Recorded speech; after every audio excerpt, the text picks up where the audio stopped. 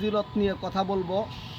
আপনারা সকলেই সেই সূরাটিকে চিনেন। সূরাটির নাম হলো সূরাতুল লাহাব। এই সূরাটি আবু লাহাবের প্রসঙ্গে নাজিল হয়েছে। আবু লাহাব হুজুর সাল্লাল্লাহু আলাইহি ওয়াসাল্লামকে ক্ষতি করার জন্য বিভিন্ন রকমের তৎপরতা চলিয়েছিলেন। তাই আমরা এই সূরা লাহাব বেশি বেশি আমল করব।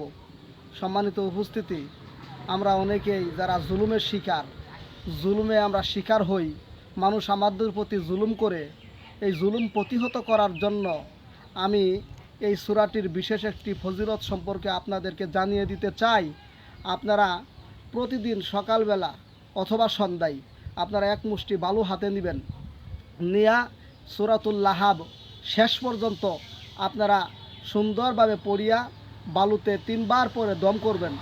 দম করে সেই বালুটুকু আপনাকে যে জুলুম করে, যে আপনার ক্ষতি সাধনের জন্য চেষ্টা করে, তার বাড়ির দিকে অথবা তার দিকে যদি একাধারে 22 দিন নিক্ষেপ করতে পারেন, আল্লাহর নামে কসম করে বলছি, আল্লাহ রাব্বুল আলামিন আপনাকে সেই শত্রু আপনার কাছে এসে পরাজয় বরণ করবে, শত্রু আপনার বন্ধু হয়ে যাবে।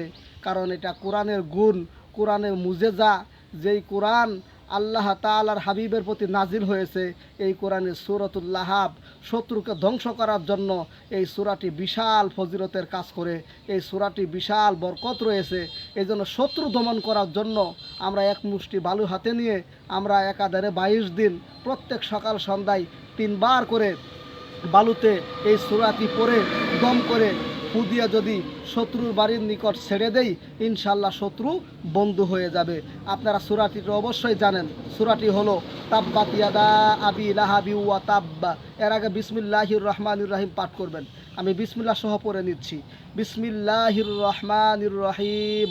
তাব্বাত ইয়াদা আবি লাহাবি ওয়া তাব্বা মা আগনা আনহু মালুহু ওয়া মা কাসাব সায়াসলা নারন যাতা লাহাবি ওয়া আমরাতুহু হাম্মালাতাল হাতাব ফি জিদিহা হাবলুম মিন মাসাদ।